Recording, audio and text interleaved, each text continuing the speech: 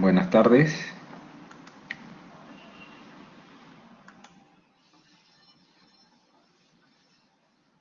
Buenas tardes, doctor. Vamos a empezar la clase de lesión de partes blandas de rodilla. Disculpen la demora. Eh, Voy a compartir pantalla y empezamos la clase. Bueno, las lesiones de partes blandas de rodilla implica pues la parte no ósea, ¿no? Que son ligamentos, meniscos. Podríamos incluir el cartílago, aunque el cartílago está inmerso en las lesiones óseas, ¿no? Una fractura articular va a complementar el cartílago. Entonces, básicamente nos quedamos con los ligamentos, los meniscos, y algo que yo considero muy importante y considero un gran error no considerarlo, los elementos tendinosos que estabilizan la rodilla, ¿no? Son importantes tenerlos en cuenta, los voy a mencionar, podemos hablar un poco de ellos, pero sí nos dan una patología que muchas veces puede emular una lesión intraarticular y algunos terminamos operando una lesión tendinosa que requiere solamente rehabilitación. Los elementos blandos de la rodilla van a ser ¿no? la cápsula articular, que es, en el caso del ligamento medial, es un refuerzo de la cápsula articular, elementos conectivos, ¿no? Que van a engrosar la cápsula articular y formar el ligamento medial, distinto a los ligamentos, al ligamento colateral externo, que es un tendón, casi un tendón, es una estructura fibrosa que es como un cordón que le va a dar una estabilidad. Esto es importante, como lo veremos después, para el tratamiento a decidir cuando tengamos lesión de uno u otro ligamento. Los meniscos, que son elementos de fibrocartílago, cuya función es hacer un engranaje entre la superficie convexa femoral y la superficie plana tibial, ¿no? Es como el complemento de las superficies de contacto, ¿no? Los ligamentos cruzados anterior y posterior, que también son cordones muy importantes en la rodilla. Entonces acá tenemos el dibujo, ¿no? Nosotros tenemos el fémur con sus cóndilos que son convexos, ¿no? Y la tibia, que es plana, ¿no? Existe un engranaje que son los meniscos, ¿no? Es un fibrocartílago. Dos meniscos, el interno y el externo, los ligamentos cruzados que van de la escotadura femoral hacia las espinas tibiales, cruzados, cada uno tiene su función, ¿no? Y el ligamento colateral externo, que es un cordón, como les dije, y el ligamento colateral medial, que viene a ser un refuerzo de la cápsula. Si a la hora que voy hablando hay alguna pregunta, intervención, me la hacen saber para ampliar un poco, ¿no? Y lo que yo les decía, ¿no? Existen elementos estabilizadores. Muy importantes, ¿no? Este es el tendón popliteo, ¿no? Que va de la cara posterior de la tibia hacia el cóndilo lateral, en la zona posterior. Va a ser una función de rotación interna de la tibia, ¿no? De la tibia sobre el fémur, ¿no? Yo contraigo, voy a hacer una rotación interna, que es un movimiento estabilizador muy importante a tener en cuenta. ¿Por qué es importante? Porque muchas veces, bueno, su función sirve para estabilizar la rodilla, sirve para un movimiento de la rodilla de rotación, y muchas veces una lesión del tendón popliteo puede confundir con una rotura de menisco externo, por la zona de dolor, por la zona de donde se encuentra. Es importante tenerlo siempre en cuenta. El médico tiene que conocer bastante la anatomía y la función y a veces dejar de llevarse de solamente imágenes, ¿no? El tendón en la parte anterior, el tendón cuádriceps es importante, que tiene 4 componentes. En la suma de balances, el vasto interno con el vasto externo van a hacer un balance para el funcionamiento de la rótula, como veremos en un momento, cuando hablemos de condromalacia, ¿no? O del síndrome patelofemoral, ¿no? Tenemos el tendón de la pata de ganso. También una inflamación a este nivel nos puede simular o hacer confundir con una rotura de menisco. En mi práctica he visto muchos casos de roturas o degeneración de menisco, ¿no? Con inflamación del tendón de la pata de ganso, que como ustedes saben está formado por la inserción de sartorio, semitendinoso y recto interno. Y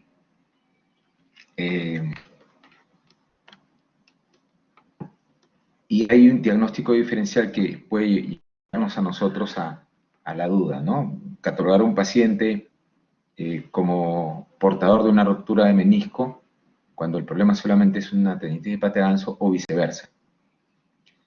La experiencia y la práctica te hace conocer tu anatomía, tu examen clínico, pero también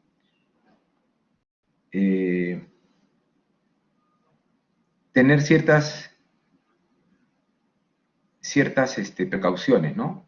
Un deportista que te venga dolor en la zona medial de la rodilla, es preferible tomarle una resonancia para descartar una lesión meniscal concomitante a iniciarle un tratamiento, asumiendo que es una tendinitis de pata de ganso, y luego, al no mejorar, recién confirmas que tenía además una rotura de menisco y le hiciste perder tiempo y capaz hasta le ocasionaste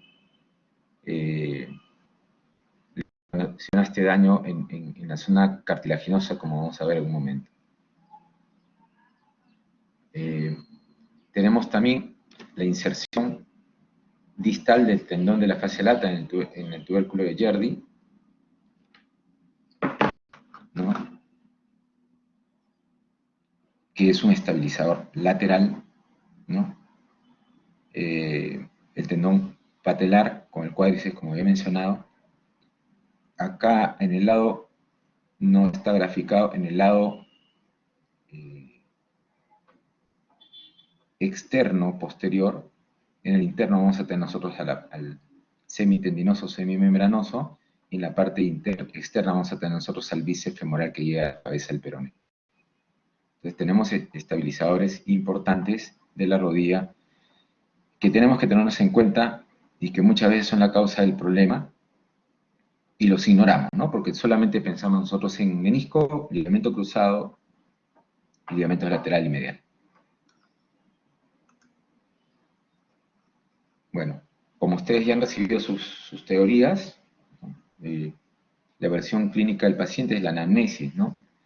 ¿Qué tipo de actividad realiza?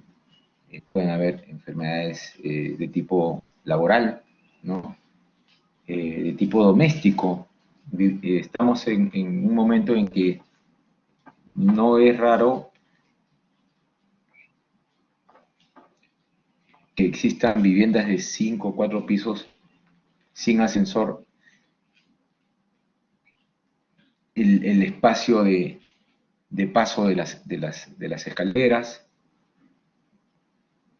los ángulos de giro, pueden hacer que uno tenga más vulnerabilidad de sufrir los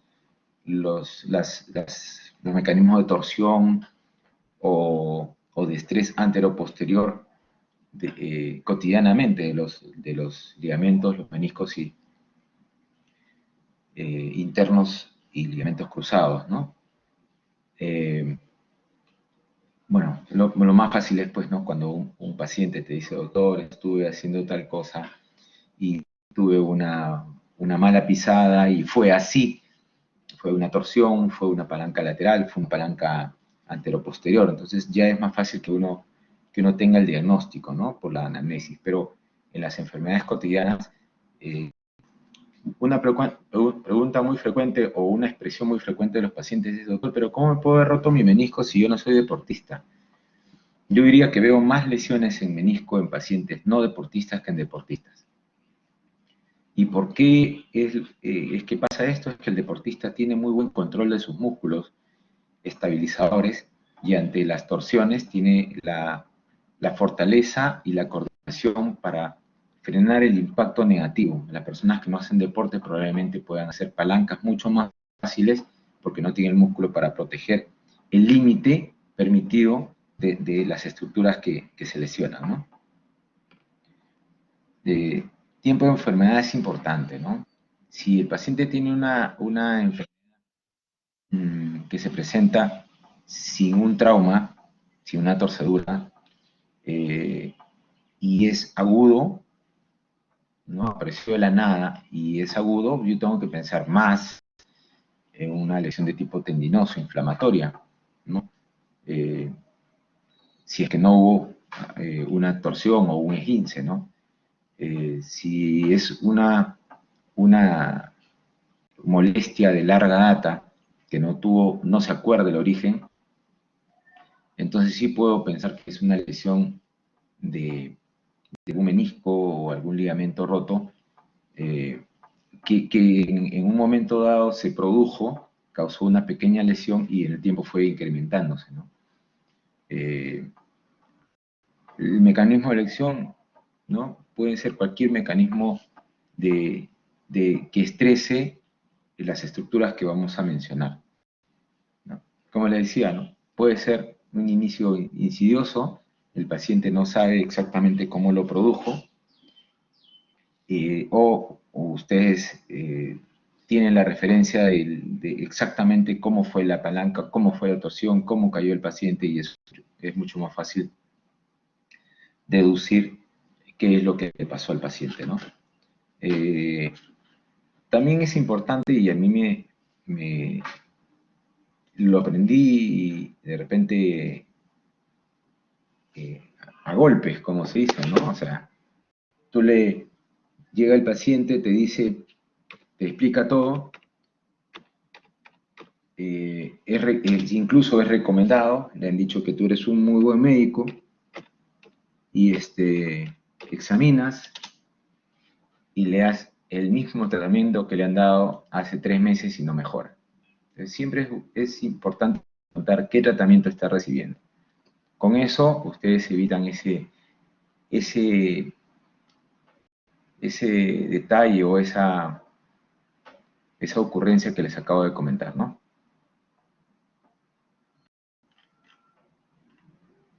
Y lo otro, también pueden deducirle, el paciente hizo terapia física.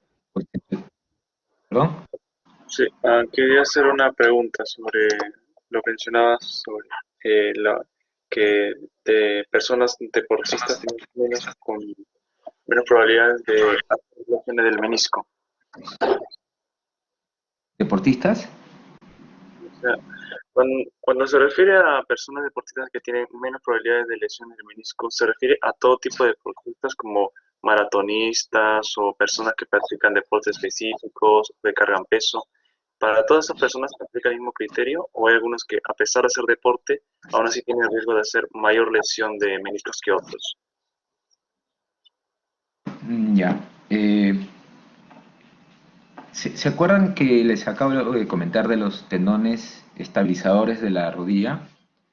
Yo creo que el deportista termina lesionándose, o en una palanca fortuita, brusca, que no pudo evitar, eh, o, o algunas veces el deportista ya tiene una fatiga de algunos los elementos estabilizadores que a la hora que hacen los movimientos que siempre hace, están generando una torsión invisible. No sé, en un partido de eliminatorias, creo, o uno que se ha dado hace muy poco, un jugador simplemente puso el pie en el suelo y salió lesionado.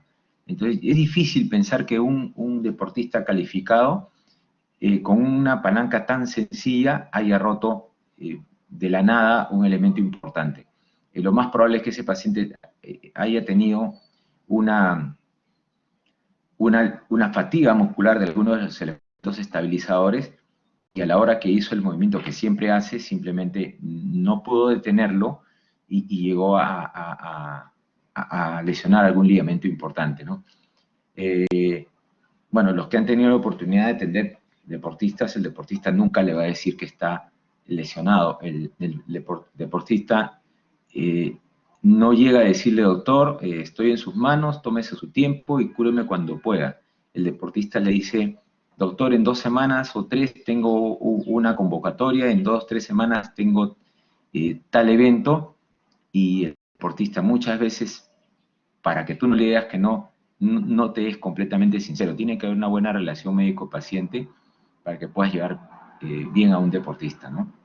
Yo creo que el deportista preparado tiene menos chance de romperse porque tiene musculatura que lo protege, pero asimismo estoy casi seguro que, a menos que sea un trauma, ya que, bueno, no haya manera de evitar la rotura de algo porque fue un trauma pues severo, cayó de altura y justo cayó sobre el pie de un rival y hizo una palanca medial o lateral, o le tira un rodillazo en la parte medial, ¿no? A menos que sean esos mecanismos tan claros, en esas lesiones, en esos mecanismos pequeños de poco impacto, la explicación que yo le encuentro es que algún tipo de lesión en los estabilizadores externos tuvo. No sé si pude aclararte la consulta.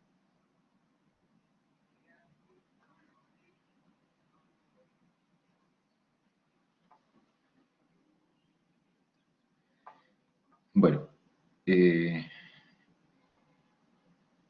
con respecto a síntomas, ¿no? Siempre es dolor, siempre es fastidio, siempre es limitación funcional. Eso es lo que más hay, ¿no? La inestabilidad de rodilla, el falseo de la rodilla, la sensación de que hay un cuerpo extraño dentro de la rodilla. Son síntomas frecuentes de las lesiones en rodilla, ¿no? Y el examen físico, de preferencia, ¿no? Si se puede, en un short o un pantalón que permita ver la musculatura, que permita ver las deformaciones en varo-valgo, ¿no? Los edemas, para poder tener un buen diagnóstico, y siempre comparativo, ¿no? Bueno, vamos a empezar con los ligamentos laterales. Como les decía, ¿no? Tiene que haber una palanca, ¿no? Lateral, ¿no?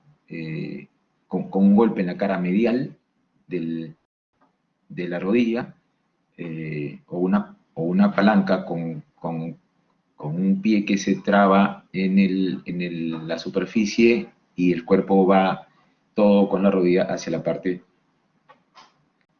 externa, ¿no?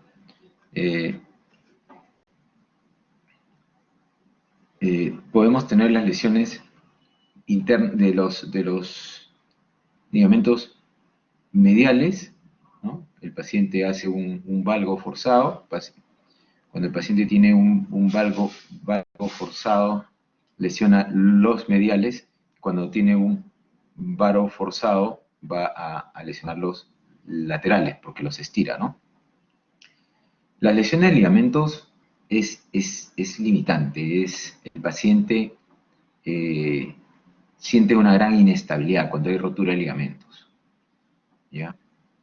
Eso es frecuente.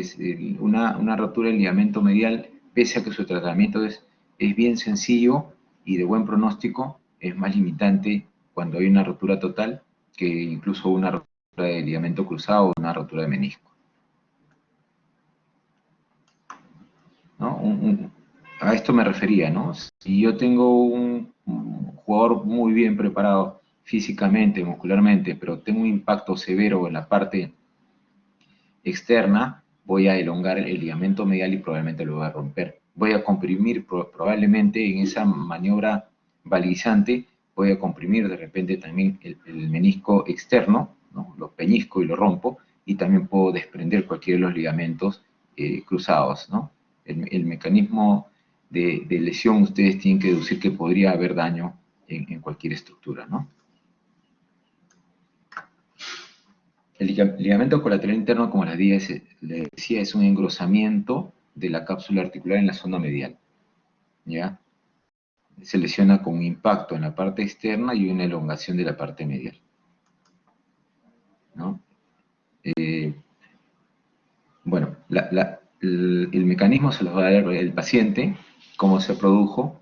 Ustedes van a hacer algunas maniobras de bar o valgo, y va a haber dolor en la zona, y los exámenes que le sacan y que le dan el diagnóstico puede ser de una ecografía o una resonancia magnética. Cualquiera de las dos son bastante válidos para diagnosticar la lesión de un ligamento medial. La resonancia, ustedes van a ver la imagen, la ecografía depende mucho de la capacitación que haya tenido el ecografista o el radiólogo para la experiencia que tenga para hallarles el diagnóstico. Si ustedes en el sitio donde trabajan tienen un buen ecografista de partes blandas, una ecografía es suficiente para tener un diagnóstico.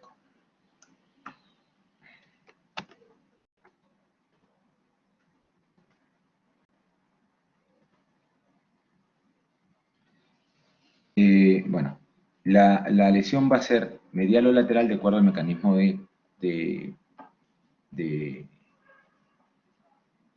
fuerzas, ¿no? Si yo, como les dije, si yo valguizo voy a estirar los internos, y si yo varizo voy a estirar los laterales, ¿no?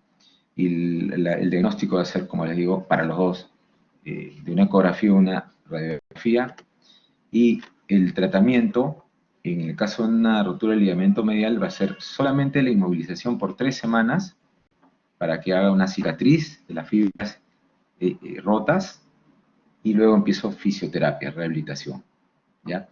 A diferencia de la rotura del ligamento lateral, que tiene que haber una reparación quirúrgica cuando es agudo, y cuando es crónico, incluso la colocación de injertos,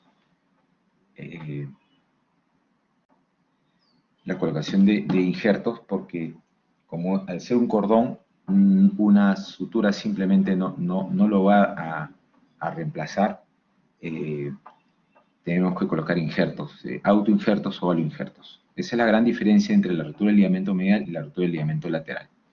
También tenemos una diferencia entre el interno y el externo por el mecanismo de producción, que les quede a ustedes grabado, el tratamiento, el tipo de estructura, ¿no? Eso fíjenlo ustedes, que le va a servir para siempre en su práctica médica, ¿no? Bueno, la patología del menisco es bien frecuente, y yo creo que desde la llegada de cierto procedimiento llamado artroscopía, el daño de cartílago ha bajado en su incidencia, ha bajado considerablemente, ¿no?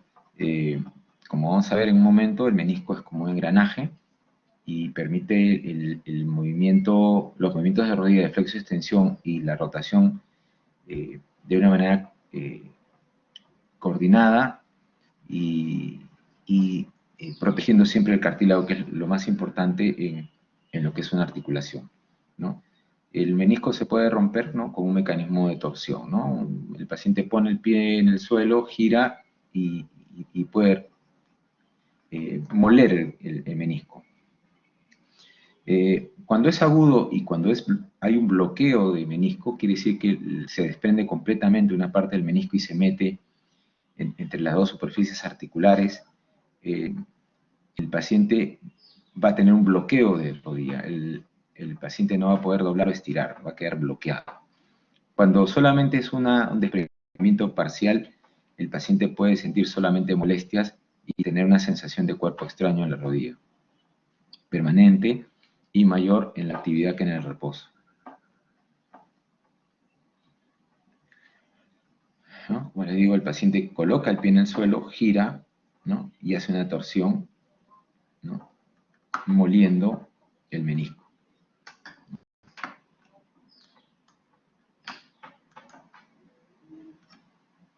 Bueno, hay unos exámenes, el test de Murray y el de Apley, que, que son flexión y extensión conjunta. Se los puedo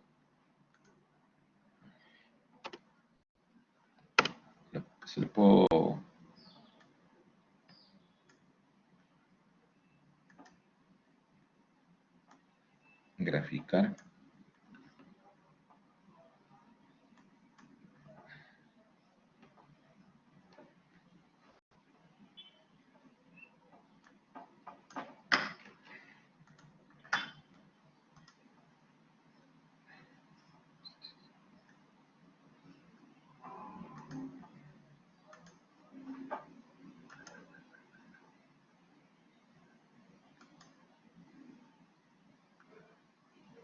Es una maniobra bastante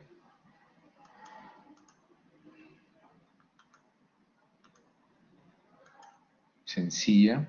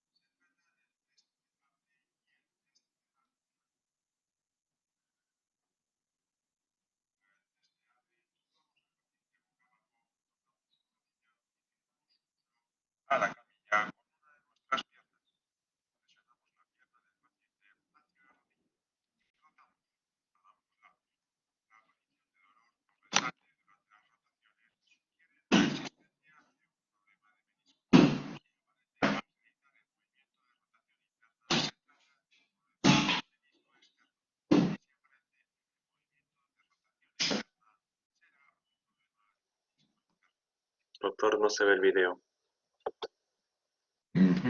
Ya, ahí.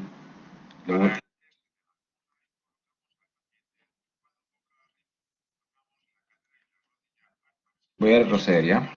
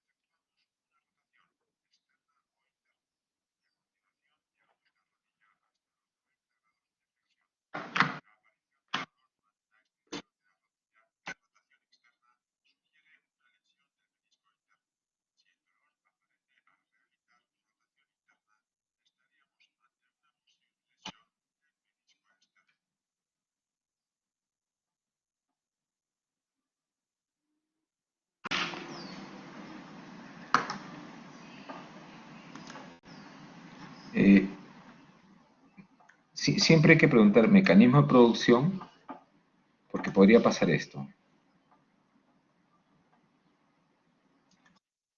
Cuando están haciendo esa maniobra de torsión interna, rotación interna del pie, podrían estar elongando las fibras del ligamento lateral y también podrían estar elongando el tendón de la fascia lata en su inserción del Yardi, y contrariamente, cuando ustedes hacen una torsión lateral, podrían estar elongando las fibras del ligamento medial y también el tendón de la pata de ganso. Siempre cuando exploren tienen que ver esas posibilidades, ¿no?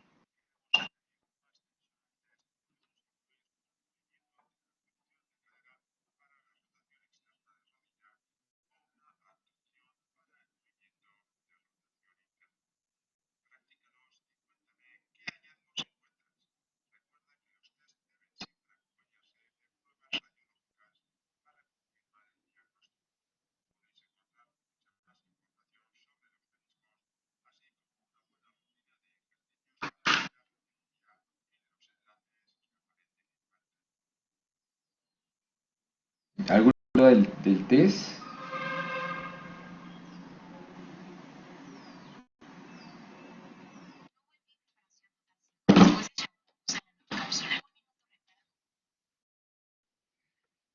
Ya, entonces seguimos. Doctor, disculpe. Dime.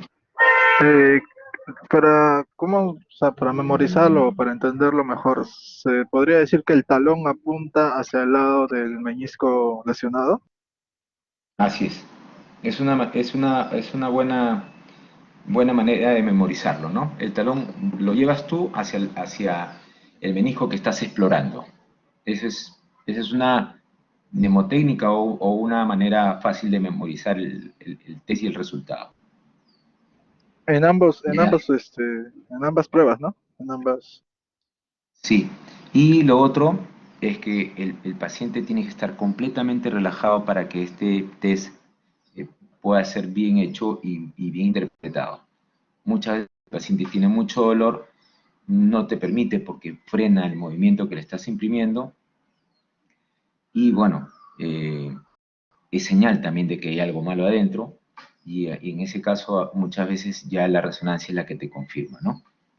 Ha pasado muchas veces que quiero examinar a mi paciente y no puedo porque no termina de relajarse. Y cuando se relaja le duele mucho, no me deja evaluar exactamente qué es. Entonces la resonancia es quien te va a dar el diagnóstico definitivo y el tratamiento, ¿no? ¿No? El tratamiento de elección es la resonancia, ¿ya? Acá ni el más experto de los ecografistas te saca un diagnóstico de certeza, ¿ya? Doctor, disculpe, no se ven las diapositivas. ¿Ya?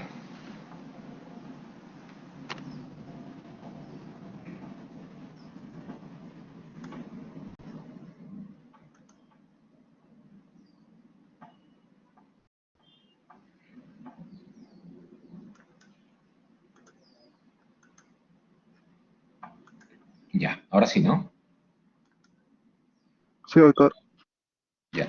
Entonces, le decía el tratamiento, antes del tratamiento, la confirmación está dada por una resonancia magnética, ¿no? Que le va a dar una señal, ¿no? Eh, que interrumpe el recorrido del menisco en cualquiera de las incidencias, ¿no? Acá usted ve una línea blanca que se inicia dentro del menisco y termina fuera del menisco, ¿no?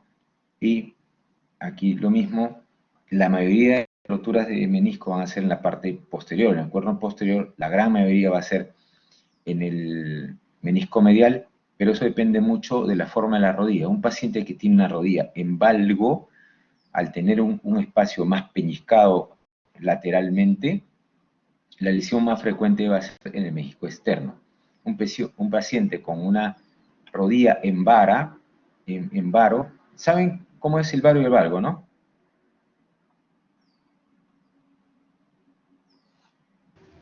¿Lo tienen claro?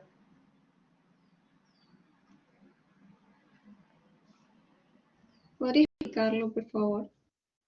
Sí, sí.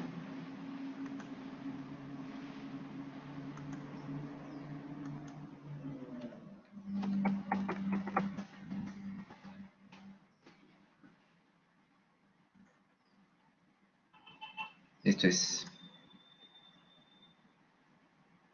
Yo tengo un paciente con esta actitud de rodillas, ¿no? Con las rodillas metidas hacia la parte medial, ¿no? Yo voy a tener un peñiscamiento de la zona externa. Está más cerrada la zona externa, por lo tanto, el daño que más se va a sufrir va a ser en la parte externa ante cualquier torsión. Tengo un paciente normal y tengo un paciente en varo, donde el pinzamiento, el espacio más pequeño está en la zona medial, donde el menisco medial va a ser el que con más frecuencia se va a romper o desgarrar. ¿Ya? Eso es varo algo, ¿no? Varo algo. Si se dan cuenta acá, el espacio medial está abierto y el espacio lateral está peñiscado. Y si se dan cuenta acá, el espacio medial está peñiscado y el lateral está más libre. ¿Ya? Eso es importante más o menos para ir sabiendo qué zona se va a lesionar más, ¿no? Y casi siempre se produce eso, ¿no? Un paciente en valgo me va a llegar generalmente con una rotura de menisco a comparación de un paciente que tiene un varo, ¿no? Ya, entonces vamos a tener esto, ¿no? El menisco se describe, ¿no? como un fibrocartílago que tiene tres partes, histológicamente hablando. La parte lateral, perdón, periférica, es la zona que llamamos como zona roja, que es una zona cercana a su aporte de irrigación, ¿no? Se dice que es sangrante, ¿no? La zona intermedia, que tiene poca irrigación, y la zona profunda, que generalmente ya no tiene irrigación. ¿Por qué es importante? Porque cuando tenemos un desgarro en la zona roja, ¿no? Está abierta la posibilidad de hacer una sutura meniscal, suturarlo, ¿ya? Y si nosotros tenemos una lesión en la zona blanca, eh, muy pocas veces va a haber una consolidación luego de una sutura, porque no es una zona irrigada, ¿ya? Cuando tengo una lesión en la zona roja, ¿no? Existen artroscopías y existen suturas meniscales, porque se asume que la zona roja va a pegar luego de ser juntado, ¿no? Unido. Pero sí existen algunas consideraciones importantes, ¿no? Como en cualquier herida, ¿no? Si yo tengo esta lesión en la zona roja y yo a esta zona le he dejado pasar más de una semana, está dentro de las consideraciones que podría ser que no llegue a pegar tu sutura y se vuelva a romper, ni bien la sutura se absorba. Entonces, las suturas son en zona roja, no mayor de 5 o 6 días, y bueno, en pacientes jóvenes y de gran actividad física, ¿ya? Porque si a una persona mayor que no hace mucho ejercicio, yo le pongo una sutura y encima yo le digo que tiene que estar para que pegue su menisco eh, un mes, 2 meses en poca actividad, esa persona mayor no va a recuperar nunca su músculo y el daño que le vas a causar es más por una atrofia secundaria, un daño secundario atrofia, y que es más dañino que la misma rotura de menisco. ¿Ya? Esas son consideraciones técnicas de traumatólogo, ¿no? Se lo doy para que ustedes lo razonen desde el punto de vista histológico y a la lógica médica que nosotros hemos estudiado, ¿no? Bueno, la lesión de los ligamentos cruzados, ¿no? Existe una palanca anteroposterior, dependiendo de cómo sea la palanca, va a haber rotura del ligamento anterior o posterior. Puede que el paciente tenga un trauma que no le causó mayor problema porque el deportista, como les vuelvo a decir, tiene una gran masa muscular y no lo ven, pero luego empieza a sentir inestabilidad, ¿no? Al aumento de actividad empieza a sentir inestabilidad. Entonces eso puede decirnos que el ligamento cruzado está roto y los músculos no logran compensar la estabilidad anteroposterior, ¿no? Es una rotura a este nivel, ¿no? Hacemos una palanca hacia adelante, la tibia hacia adelante, vamos a romper el ligamento cruzado anterior. Hacemos una palanca con la tibia hacia atrás, vamos a tener una rotura del ligamento cruzado posterior. Nuevamente acá, si el paciente tiene fijo el pie y yo le empujo el fémur hacia atrás, ¿no? El que se va a romper es el anterior. Al revés, si yo tengo un paciente con el pie fijo en el piso y empujo para atrás la tibia, lo que voy a romper es el ligamento cruzado posterior. Es el mecanismo que ustedes pueden observar y ver. Bueno, hay unos test que les voy a pasar. Lo que llega primero es lo que habíamos hablado, ¿no? Primero llega un tema de cómo fue la palanca, cómo fue el paciente le describe qué le pasó, y luego ustedes le hacen el test correspondiente, ¿no? Tenemos el test de cajón, tenemos el test de Lachman y tenemos el pivot sheet. Acá no. Este es un disco.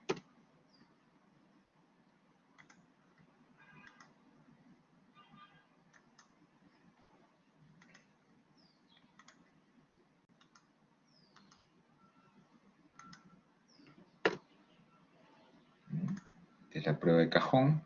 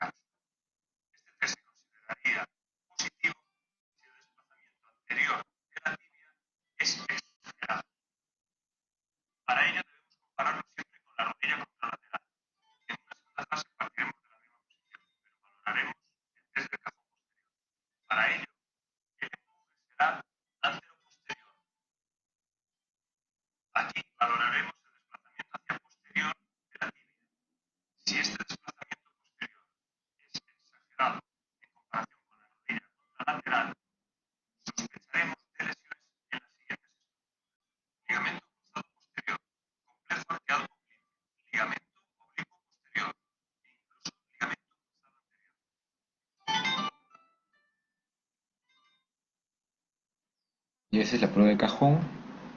¿La entendieron? Doctor, se escucha medio entrecortado el video. A ver.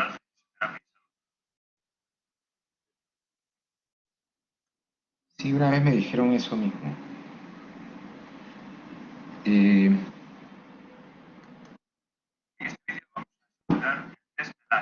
Igual, doctor. Sí, sí, bueno. Le voy a poner mudo. Este es el test de Lachman.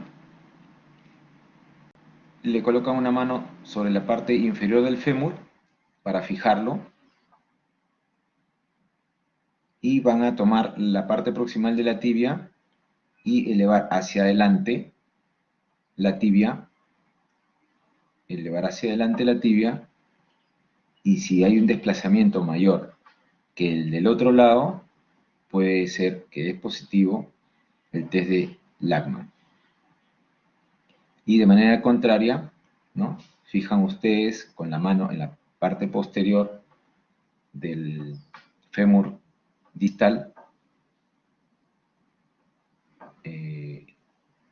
con una mano, y con la otra van a empujar para atrás la tibia proximal, y será positivo cuando haya un desplazamiento mayor que el del otro lado. El que está hablando les señaló la otra rodilla, ¿no? Y es importante tener en cuenta para este test y el de cajón la masa muscular, porque muchas veces el simple hecho de que el paciente tenga una atrofia muscular en la zona evaluada le va a dar a ustedes una falsa impresión de inestabilidad. Muchas veces la masa muscular es la que nos va a dar la estabilidad o tratar de compensar de alguna manera el desplazamiento de la tibia sobre el fémur. Es importante que vean ustedes la masa muscular y comparen masa muscular. Y el pivot sheet es la tercera prueba, el tercer test, donde el paciente este es más difícil porque el paciente tiene que estar bien relajado para poder hacer el test, ¿no? El paciente de cúbito dorsal sujeta el pie, el tobillo, de tal manera que pueda imprimir una rotación, miren, una rotación interna del pie, ¿no? Y con una flexión de rodilla, y si hay una rotura del ligamento cruzado va a haber un sobresalto en la rodilla. Un sobresalto. Van a sentir un sonido, van a sentir un movimiento en la mano a nivel de la rodilla, ¿no? Recuerden, es rotación interna del pie con flexión de rodilla. Ese es el sheet. Acá está, nuevamente, hay un sobresalto. Bueno, que acá no se ve, pues, ¿no? Pero en pacientes con rotura del ligamento cruzado va a haber un sobresalto. Salta la tibia sobre el fémur. Son las tres pruebas para hacer la evaluación de la rodilla, de ligamentos cruzados, tanto anterior como posterior. Ya. El ligamento de elección, el examen de elección es la resonancia. Tampoco sirve la radiografía, la ecografía. Hay veces que el paciente tiene algún implante metálico, pues podemos recurrir a la artrotomografía, ¿no? Pero de preferencia siempre es una resonancia magnética. Ven acá, ven el ligamento cruzado anterior, el ligamento cruzado posterior, lo ven claramente. En el examen con una rotura, un paciente con rotura de ligamentos, no van a ver ustedes la silueta de los ligamentos, o ven una de las dos. El tratamiento de la rotura de ligamentos cruzados, tanto anterior como posterior, va a ser con la colocación de injertos, ¿no? La colocación de los injertos, que pueden ser injertos del hueso, tendón, hueso, del tendón rotuliano, pueden ser injertos de la pata de ganso, ¿no? Que se van a fijar con elementos que pueden ser los botones, lo que ustedes están viendo, o con la colocación de tornillos de titanio o biodegradables. Pueden ser autoinjerto, puede ser aloinjerto, y como les decía, dentro del autoinjerto puede ser el hueso, tendón, hueso, que puede ser del paciente o de cadáver, ¿no? Cadáver. Es una cirugía grande que depende mucho la recuperación del paciente, la masa muscular que logre. Se dice en la teoría que yo coloco el implante, se dice que luego el hueso incorpora al injerto al cuerpo mismo, ¿no? Y luego, finalmente, viene una etapa de ligamentización, ¿no? Que las células de tendón que ustedes colocan terminan invadiéndose de células ligamentarias que tienen una función o una estructura distinta que va a poder cumplir la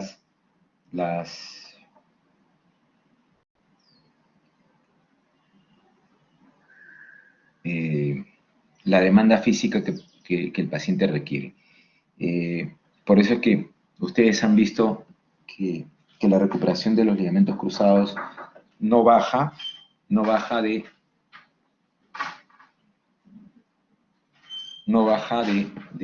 6 meses, que es el tiempo que se estima que tarda la ligamentización de los tendones, de los injertos. ¿Ya? Bueno, la patología de rótula es bien importante y bien frecuente, ¿no? El paciente siente molestias, siente que le suena en la rodilla, siente que se le sale la rodilla de su sitio, ¿no? Y es nada más que esto. La rótula va a tener una alineación en la escotadura femoral, ¿no? Y tiene que ir por el medio. Muchas veces el desbalance entre el vasto externo y el vasto interno va a hacer que la rótula haga una lateralización o una medialización, ocasionando un roce en la zona donde peñisca, donde tiene más contacto, y va a hacer un desgaste progresivo. También tiene mucho que ver el eje de la rodilla. Si yo tengo una rodilla valga, como les expliqué hace un momento, la rótula va a tener una tendencia a migrar hacia la parte externa. Si tengo un paciente que es varo, la rótula va a tener una tendencia a rozar más en parte medial, ¿no?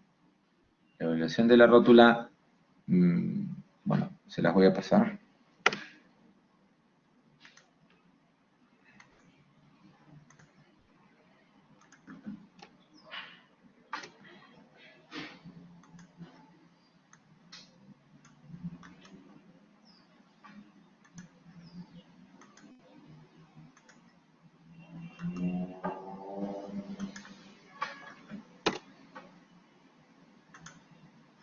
Me dicen si se escucha entrecortado, no se escucha bien.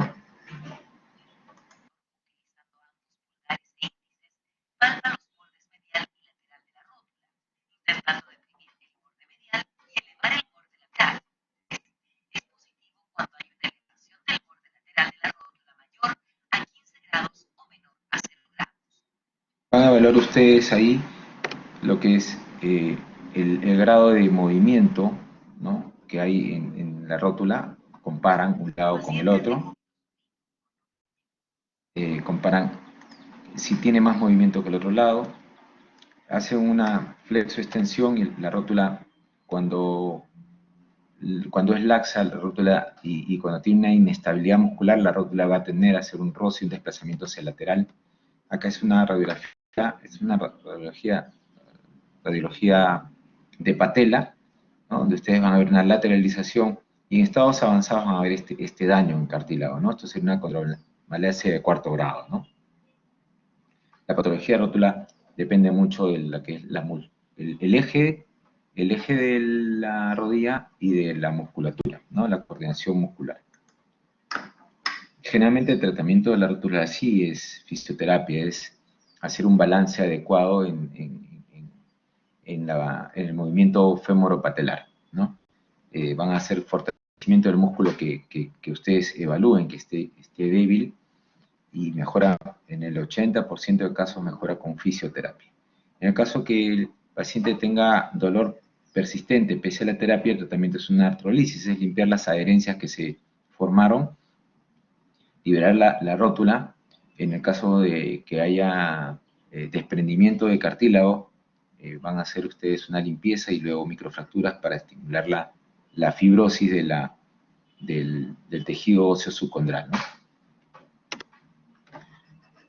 Bueno, como les decía, los tendones van a darnos un falso diagnóstico cuando no los conocemos, y el hecho de no completar la musculatura de los tendones que llevan a la rodilla, vamos a tener una mala función, vamos a tener una propensión a no soportar las cargas cuando se tenga que exigir al máximo una rodilla, y vamos a terminar rompiendo los los elementos internos, ¿no? Como el ligamento cruzado, como los ligamentos colaterales y el menisco, ¿no? Tenemos los estabilizadores, pues, ¿no? La pata de ganso, que es un estabilizador medial, ¿no? Tenemos la fascia lata, que es un estabilizador lateral, el cuádriceps, que es un estabilizador anterior, y los isquiotibiales es la estabilidad posterior, ¿no? No sé si tienen alguna interrogante, alguna pregunta.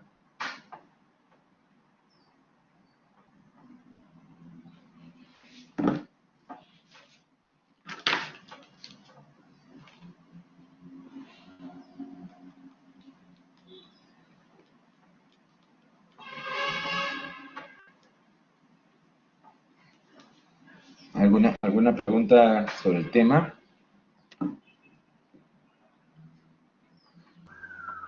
Doctor, buenas tardes. Disculpe, yo tengo una consulta. Dime. A ver, mencionó de que, no sé, creo que entendí de que, por ejemplo, las pruebas de cajón, no, las pruebas del ligamento colateral podría darme un falso positivo si hay tendones, debilitación, debil- debili- si se debilitan los tendones de los tendones, o entendí mal. No, lo que pasa es que eh, tú tienes la rodilla izquierda, por decir, con una buena masa muscular, y tienes la rodilla derecha con una eh, atrofia muscular significativa. Cuando tú haces el cajón siempre es comparativo, ¿no? Y te puede dar, en la que tiene una atrofia muscular, un mayor desplazamiento, o si el paciente tú lo evalúas con una buena masa muscular, a veces no hay mayor desplazamiento del cajón, te puede ser negativo, ¿no? Si el paciente tiene una buena masa muscular y no está relajado, tú vas a jalar la tibia y no va a haber mayor desplazamiento, porque la musculatura impide ese desplazamiento. Eso me llega a decir algo más, que es que el tratamiento de pacientes con poca demanda física, un paciente con rotura del ligamento anterior que no tenga inestabilidad de rodilla, puedes hacer una terapia física con fortalecimiento muscular, y para la demanda física que tiene puede no ser necesario la colocación de un injerto. Es decir, doctor, cada prueba es específica para cada lesión, ¿no? Ya que si hay algún tipo de atrofia muscular o un músculo un poco más, un músculo hipertrofiado, podría por ahí darme un falso negativo. Sí. Y también un ligamento de repente indemne o una gran atrofia muscular te puede dar un desplazamiento que te hace pensar que es una rotura, ¿no? Ah, ya, doctor. Gracias, doctor. ¿Alguna otra pregunta? Doctor, ¿y la bursitis se llega a considerar una lesión de tejidos blandos de la rodilla? ¿Una cuál? Bursitis. Ya. La bursitis en este caso se llama, dentro de la rodilla se llama jofitis, que es la grasa de jofa.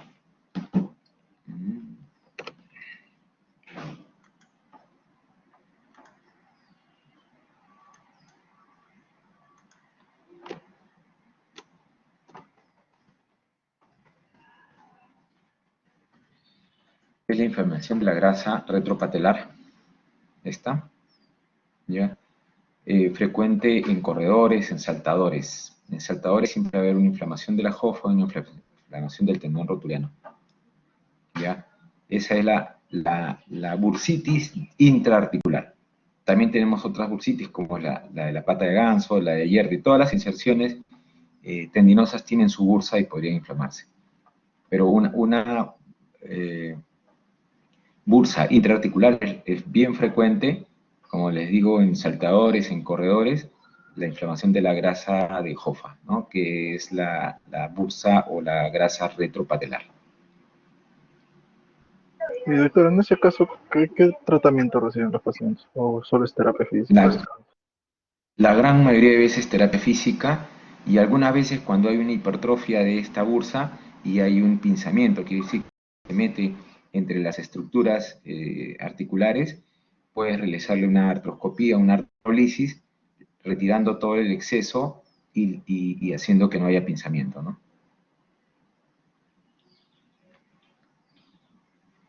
Este es un ultrasonido, por decir, ¿no? Ecografía o ultrasonido también.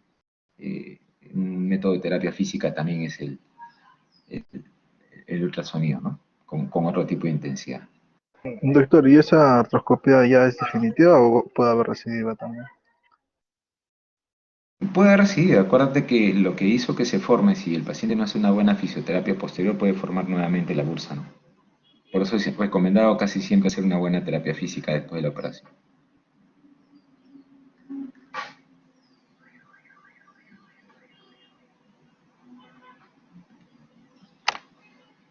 ¿Escuché otra pregunta por ahí?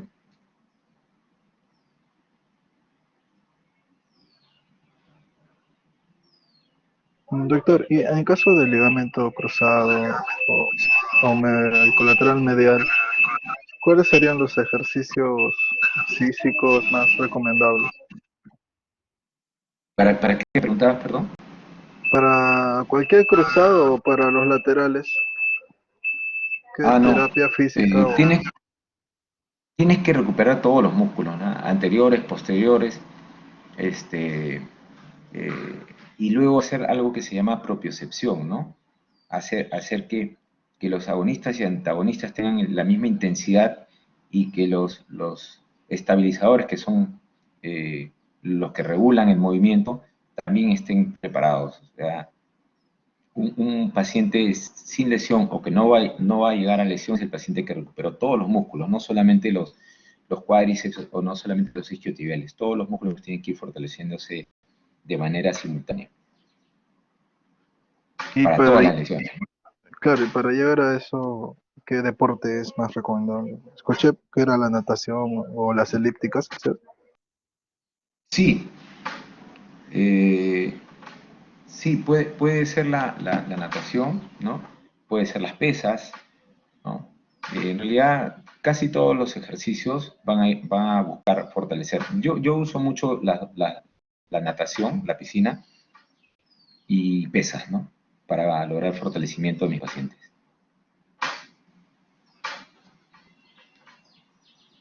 Claro, doctor, gracias.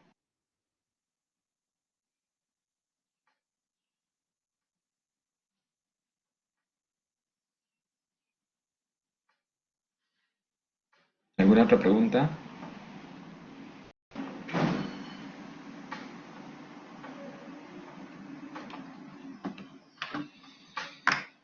Bueno, entonces ya le pasé a Vanessa la clase, que se las comparta, y sobre todo fijar con los conceptos que les he puesto ahí para que les sirva para siempre y bueno, también es lo que yo suelo preguntar en el examen, ¿no? Los conceptos básicos, ¿no? No hago preguntas muy complejas, ¿ya?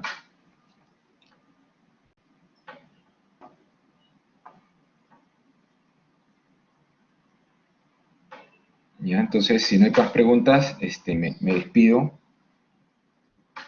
Hasta luego. Gracias, doctor. Buenas tardes. Hasta luego. Gracias, doctor.